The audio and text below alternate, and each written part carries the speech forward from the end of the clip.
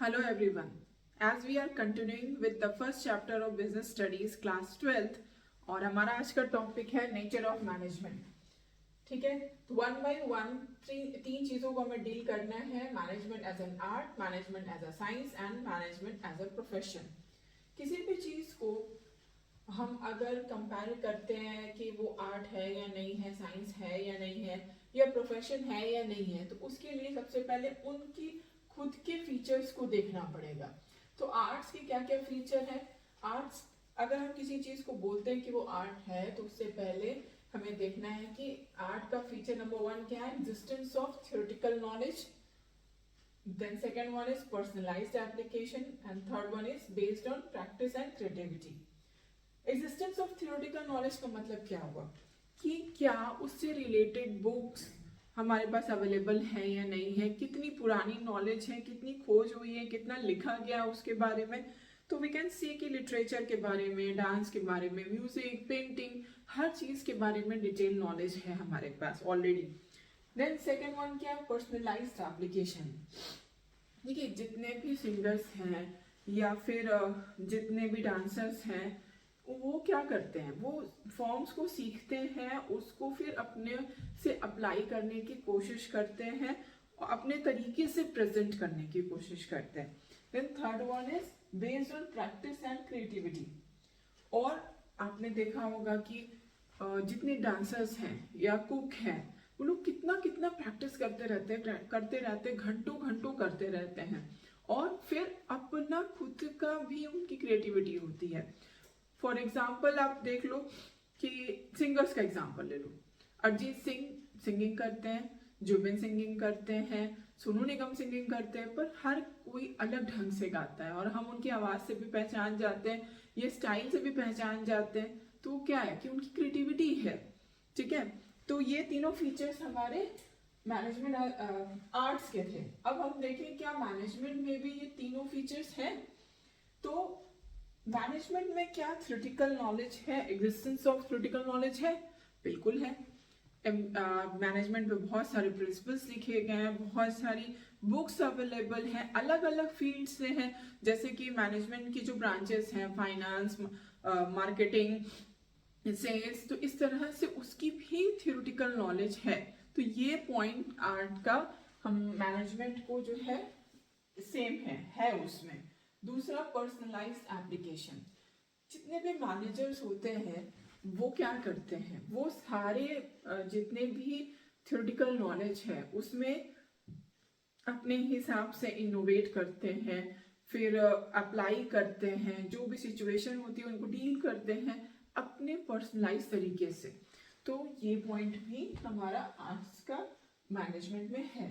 तीसरा, based on practice and creativity. जो भी मैनेजर होता है वो सारे प्रिंसिपल्स को प्रैक्टिस करता है. और क्रिएटिविटी मतलब कि देखो, हर बिजनेस सिचुएशंस अलग अलग तरह की होती हैं. कहीं किसी तरह का काम होता है, कहीं पे सबऑर्डिनेट्स किसी तरह के होते हैं. तो मैनेजर को स्मार्टली उसको डील करना पड़ता है जैसी बिजनेस सिचुएशन होती है, जैसे उसके ऑर्गेनाइजेशन की एम्प्लॉयज होते हैं या इन्वायरमेंट होता है. तो वहाँ पे वो अपनी स्मार्टनेस के अकॉर्डिंग, अपनी समझ के अकॉर्डिंग, जो भी उसने सीखा हुआ है, जो पढ़ा हुआ है, उसी को प्रैक्टिस करता रहता है और अपनी क्रिएटिविटी लाता है. तो ऐसे हम कह सकते हैं कि ये तीनों पॉइंट्स जो भी आर्ट्स के हैं वो मैनेजमेंट में है. So yes, management as an art सही है, ट्रू है. ओके, अब मिलते हैं नेक्स्ट वीडियो में. Thank you. हेलो एवरीवन, ये सेकेंड पार्ट है नेचर ऑफ मैनेजमेंट का. पिछले वीडियो में हमने डिस्कस किया था मैनेजमेंट एज एन आर्ट, और आज हम डिस्कस करेंगे इस वीडियो में मैनेजमेंट एज अ साइंस. तो जैसे मैंने पिछली वीडियो में बताया था कि मैनेजमेंट के नेचर को डिस्कस करने के लिए डिफरेंट चीज़ों के साथ पहले हमें उनके नेचर को समझना होगा. तो हम अगर किसी चीज़ को साइंस बोलते हैं तो साइंस का पहला नेचर क्या है? Systematised body of knowledge. जैसे कि देखो, कुछ भी साइंस में कोई भी बात कही जाती है तो उसके पीछे कोई कॉज होता है और उस कॉज से रिलेटेड कोई इफेक्ट होता है. जैसे मान लो कि अगर सेब गिरी, जैसे जो लॉ है, लॉ ऑफ ग्रेविटी, वो क्या कहता है कि कोई चीज नीचे जब हम छोड़ते हैं तो वो नीचे जाके गिरती है. ठीक है, और उससे फिर उसका इफेक्ट क्या हुआ कि एक लॉ बना, लॉ ऑफ ग्रेविटी. ठीक है, तो कॉज है और उसके रिलेटेड फिर कोई इफेक्ट है। सेकेंड पॉइंट क्या बोलता है, प्रिंसिपल बेस्ड ऑन एक्सपेरिमेंटेशन। कोई एक्सपेरिमेंट को बोलते कैसे कि हाँ ये प्रिंसिपल है या यही रूल होगा, पहले कुछ ऑब्जर्व किया जाता है, ठीक है, किसी एक्सपेरिमेंट को, किसी चीज को ऑब्जर्व करते हैं और फिर बार बार उस एक्सपेरिमेंट को रिपीट करते हैं बार बार, और सेम रिजल्ट आने पर उसको एक प्रिंसिपल मान लेते हैं। थर्ड पॉइंट क्या है, यूनिवर्सल वैलिडिटी। यूनिवर्सल वैलिडिटी का मतलब है कि हर जगह वो अप्लाई हो। अगर हम लॉ ऑफ ग्रेविटी की बात करते हैं तो ऐसा तो नहीं है ना कि इंडिया में लॉ ऑफ ग्रेविटी काम करता है और यूएसए में सब उड़ते हैं हवा में, वहां पे भी लोग चलते हैं लॉ ऑफ ग्रेविटी की वजह से जमीन पे, ठीक है। So it's applicable everywhere. जो भी साइंस के लॉज है वो सब जगह सेम है। तो क्या मैनेजमेंट भी इनके साथ सेम तरीके से डील करता है?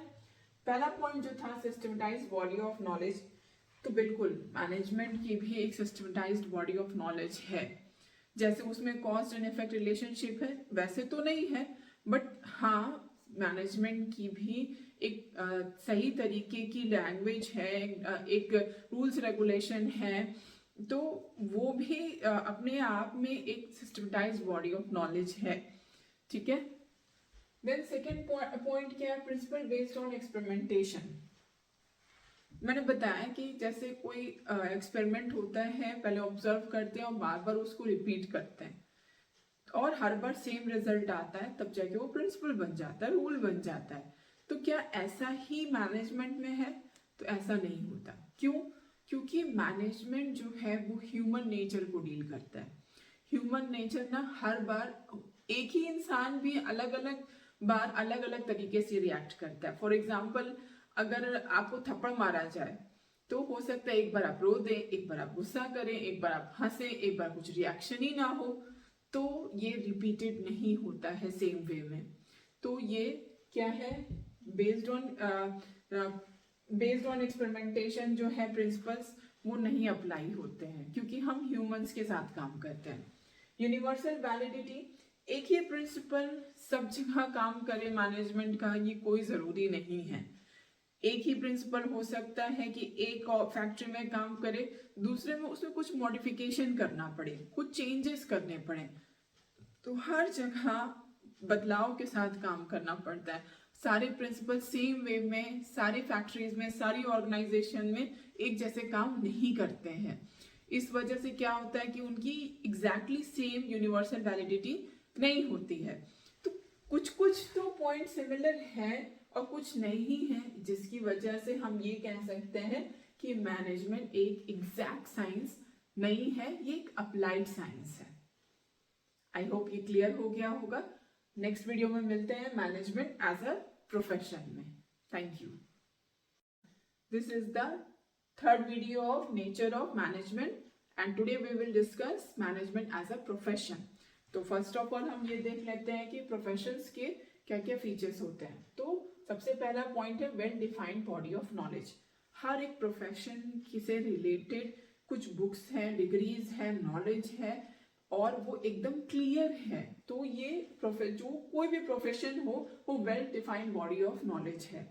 सेकेंड पॉइंट है रिस्ट्रिक्टेड एंट्री, मतलब किसी भी प्रोफेशन में जाने के लिए उससे रिलेटेड एग्जाम्स हैं जो क्लियर करने पड़ते हैं, तब जाकर आप उस प्रोफेशन के प्रोफेशनलिस्ट कहलाते हैं।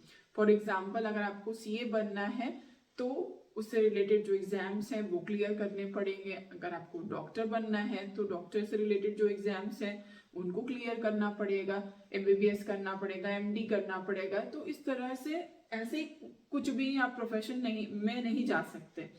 Third point is professional association. जब आप किसी प्रोफेशन में जाते हैं तो उससे रिलेटेड जो भी एसोसिएशंस हैं उनका मेंबर बनना पड़ता है आपको। फॉर एग्जांपल, अगर इंडिया में आप एज अ लॉयर प्रैक्टिस करना चाहते हैं, उस प्रोफेशन में जाना चाहते हैं, तो आपको बार काउंसिल ऑफ इंडिया का मेंबर बनना पड़ेगा, तब जाके आप एज अ लॉयर प्रैक्टिस कर सकते हैं। Next point is ethical code of conduct. जो भी रूल्स रेगुलेशन हैं उस प्रोफेशन से रिलेटेड, उसको आपको एज अ प्रोफेशनलिस्ट फॉलो करना है किसी भी प्रोफेशन में। जैसे अगर आप डॉक्टर हैं तो आप जब अपना प्रैक्टिस स्टार्ट करते हैं तो आपको ओथ लेनी पड़ती है कि आप एथिकल तरीके से ही अपने पेशेंट्स के साथ बिहेव करेंगे। And lastly is service motive.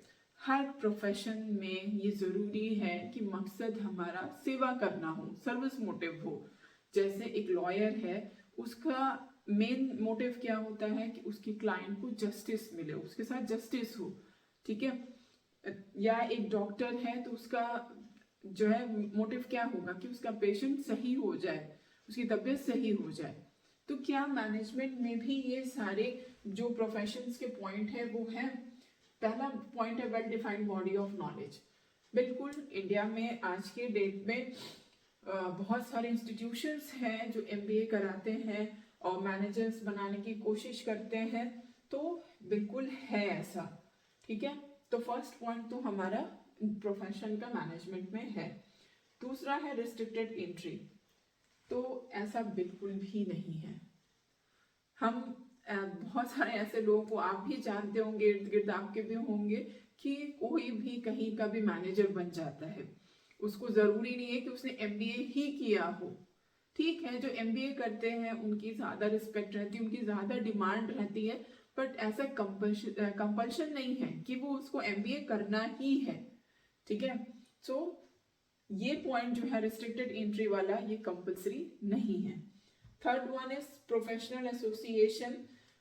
तो इंडिया में AIMA एक एसोसिएशन है जिसमें मैनेजर्स जो है जुड़े हुए हैं। मैनेजर्स, इंडिया के बहुत सारे मैनेजर्स जुड़े हुए हैं जो उसके कोड ऑफ कंडक्ट भी बनाते हैं।